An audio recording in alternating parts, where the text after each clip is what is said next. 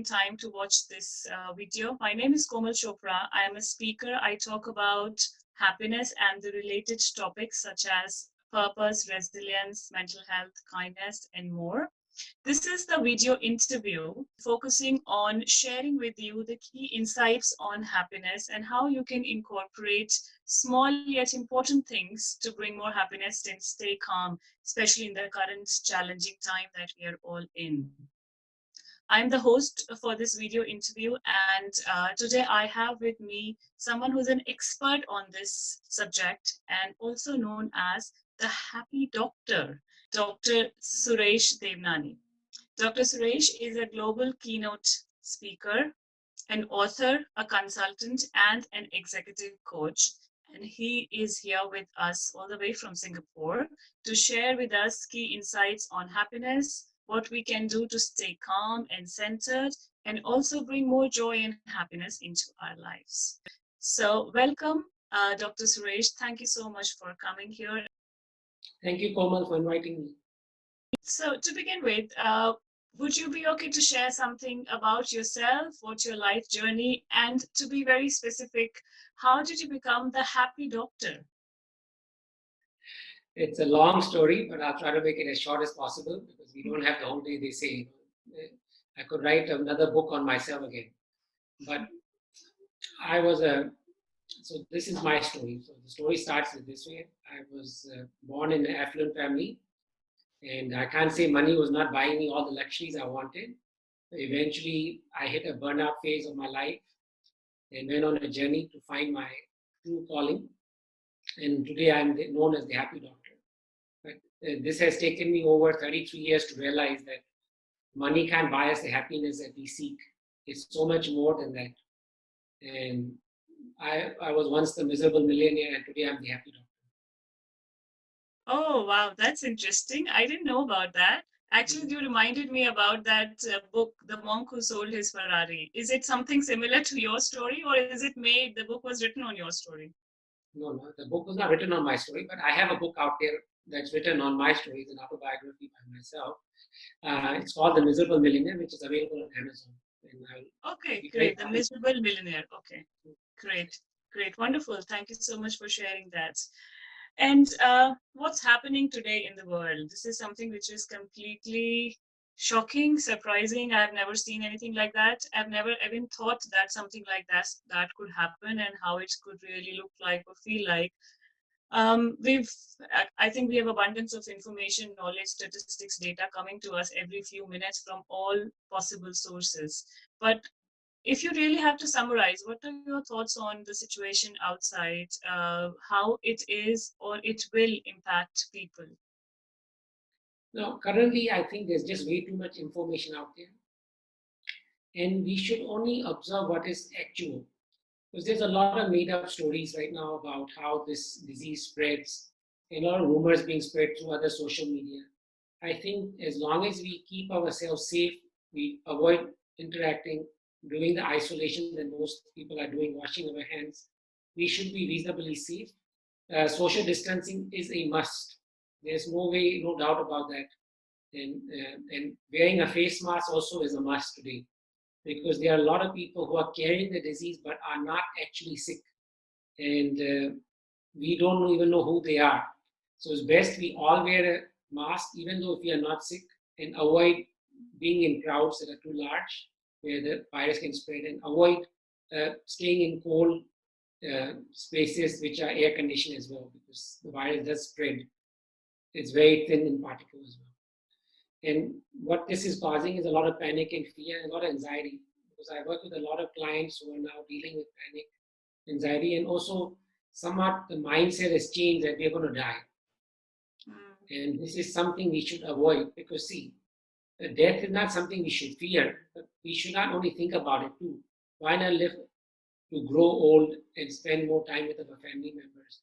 So we can, even with social distancing, we can actually interact through Zoom, we can interact through phones. We have the technology actually in today's world that we could actually interconnect with as many people globally. And actually, most of this is free as well. So you can't really deny that we are more connected today than we were 30 years ago. So I think we should benefit, take this time to reflect, spend more time with our family, know them deeper, because very few people get this kind of opportunities in their lifetimes to spend so much more quality time with their loved ones. Most people that I used to work with in the past used to complain, I don't have time. Now we have so much time that they're not doing anything about it. So don't sit on your bed, do nothing, and watch Netflix all day long. Actually, take the opportunity to connect with people. I've been having more virtual teas and coffees with people out there than ever before.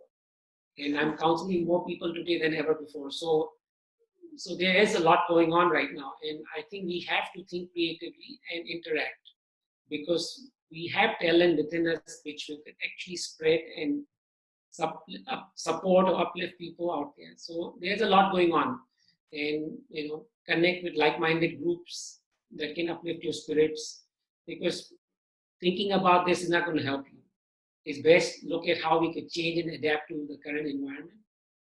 And definitely, this is not going to be a short term problem. So I think we are going to be staying home more often than before, because staying outdoor might be not as safe as we want it to be. And, the safest place right now is home. So doing as much or as many things from home would be the best way forward. Yeah, absolutely. I completely agree with that. And what stood out for me in what you had said is not many people are lucky enough to spend such quality time with their families at home. So I think that's something we need to really think about. That we are living in such a busy world that we often don't get time to spend with the family, and we don't realize it. But we often crib about it. But now is the Right. time that we can really think about that aspect. So I think it's really the focus. What we have, certain thing we think about what we don't have, and what we when we have something else we think about what we are missing. So I think this is something like changing the focus on, let's cherish what we have right now.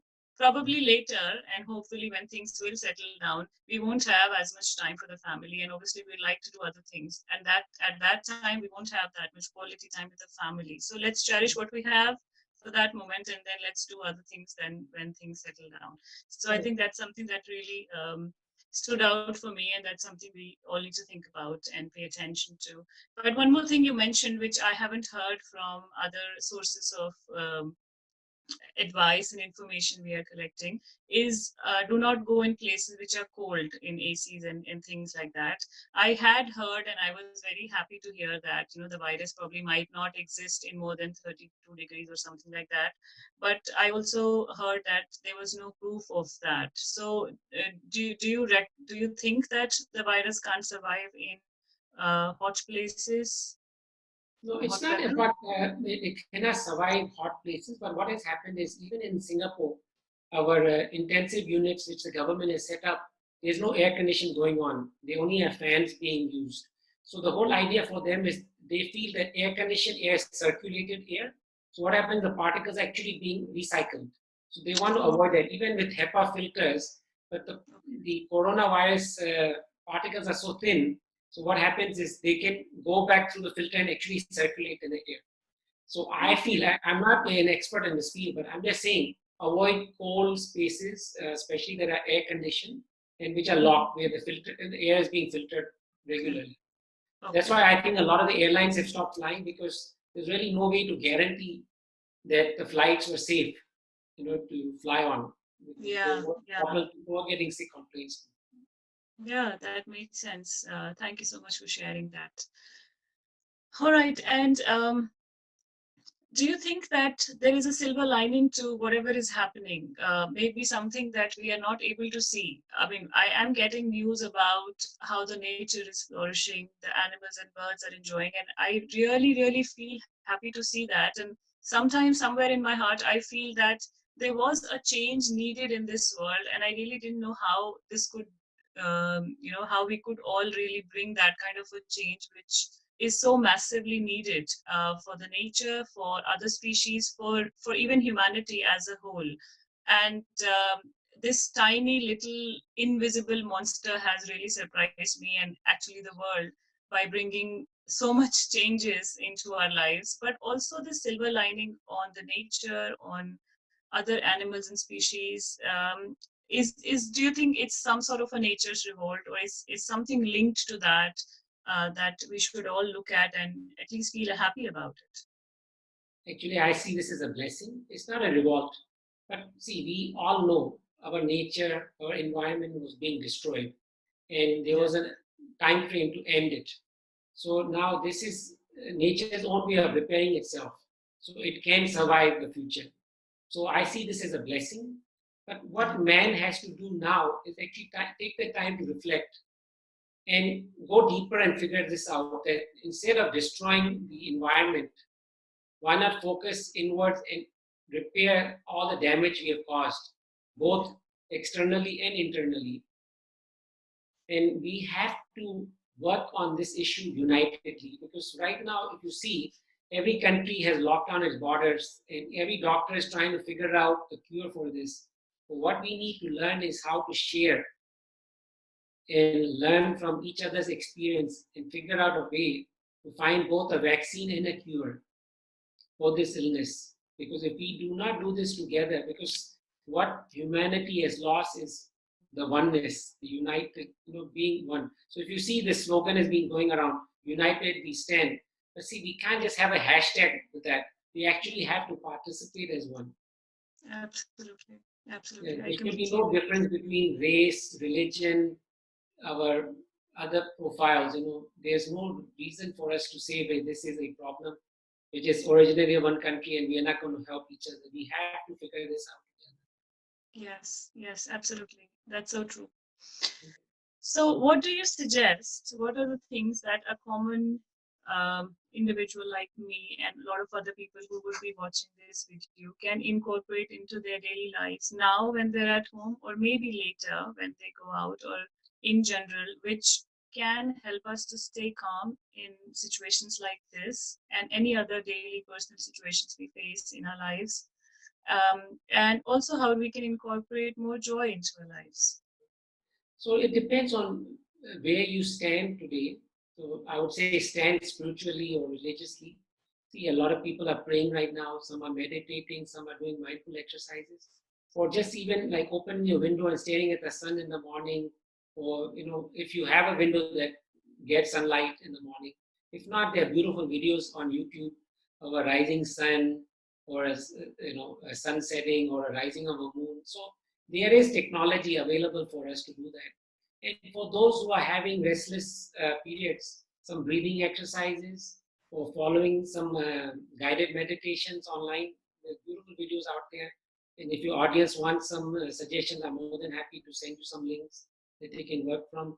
Or I have like a 15-day program. If people want, I can send you a link so they could download this thing and work through their anxiety, stress, or whatever other technical issues they might be facing right now. So we are all somewhat restless. There's only so many days we can sit at a home. See, we are beings that like to connect and feel, so the emotions are being destroyed right now because that is what is lacking right now. And there's only so much of hugging we can do to our family member. We like connecting with strangers. Yeah. So all that is being missing. And I can't blame, I'm also a big person who likes to be with people.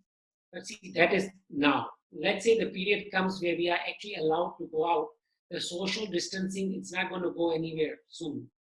That will stay there until we find a cure and until we have a vaccine where we know everybody is no longer a threat to each other.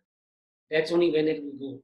And then the period right after all this is cured, will man be the same that he was 1 or 2 years from now? We don't know.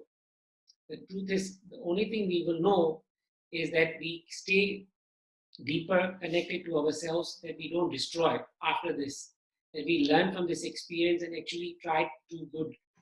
Whereas we do not create pollution, both external pollution or toxicity for our bodies. So there's a lot going on which we can reflect and learn from. And as I said earlier, it's all about adapting and changing to the times. So not seeing this as a threat, but actually a blessing where we could actually improve ourselves. Yeah. Yeah, absolutely. Yeah, makes sense. And going forward, since we talked about the silver lining, we talked about a blessing. how the nature is flourishing in other species and how we can really take it as a blessing. What are the learnings that we need to take from what had happened or what's happening in the current time, not only just for now and maintaining social distance just to keep healthy and safe, but as a human being, what we should learn from it to incorporate in our lives, to be able to better respect nature and to make sure that we keep ourselves happy as well as everything else around us safe and happy. For sure, now is the time because see, a lot of us have lost loved ones too, and seeing this that our loved ones have left us, why not take this opportunity to reflect and understand that death is something that's imminent? So why not make ourselves stronger mentally, physically, and spiritually with all those people that we care for or people caring for us? So why not take this time to actually talk to them and say, giving them our gratitude for all they have done for us. So you can start with your family, like your parents if they're still around or alive. Then you can maybe do it with your in-laws. You can go down gradually to people who you might have grown up with, childhood friends, or people you might have not connected for a long time, or maybe there are grievances for people that you might have. Why not ask for forgiveness now? See, we never know how long do we have. So this is a period of time where we can do that. There's fixed all the wrong we have done. And somehow this will give us fulfillment and give us a deeper purpose as well. Because this is the time we have now. We have this great thing. So why not make most of it? I think, yeah, that makes sense.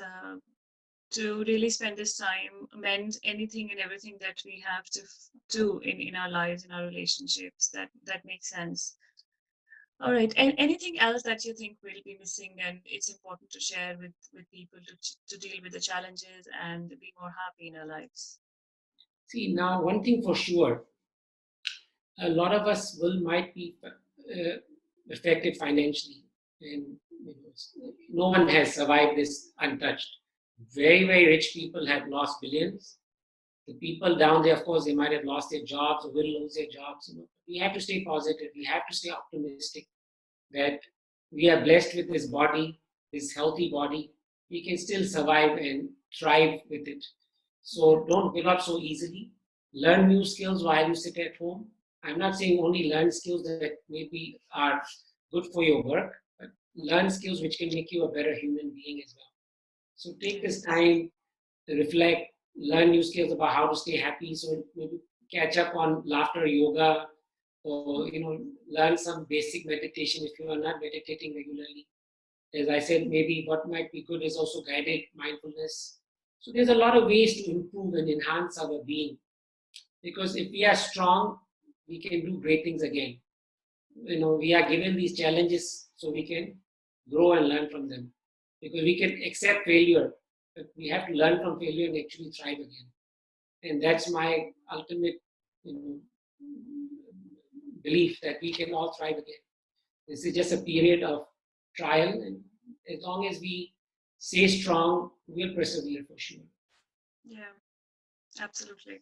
I completely agree with you that the key to dealing with anything and everything is to stay positive and stay strong. And all the things that you had shared is absolutely valuable.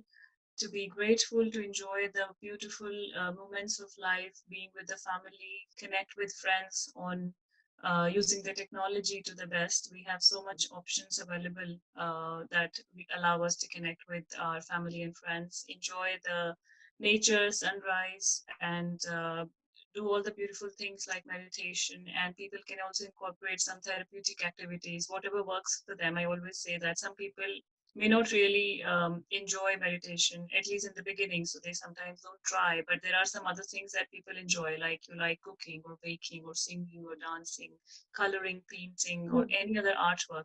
All those things are good for our mental well-being, and whatever you enjoy, just take out your time from sitting down or watching Netflix to those activities. I assure you that that would really help you to stay calm and centered. And thank you so much for your time, Dr. Suresh. It's really valuable. I learned a lot, and I'm sure that all the people who are watching this video would have gained important insights and value on how they can stay calm and bring more happiness into their lives. Just to let you all know that we are planning to do another version of this video in Hindi for the people who are comfortable, more comfortable in Hindi, and we'll share that with you all soon in the next few days or weeks. Till then, I'd like you to just wish you all the very best with your lives. Stay safe, stay happy, and over to you, Dr. Suresh, for any final words for our audience. Thank you very much for listening to me, and I hope you all have a blessed period and stay strong because you need to be physically and mentally strong to pass through this period. And as I said earlier, optimism is only the way that can be persevered. Thank you. Thank you so much. Thank you. Thank you.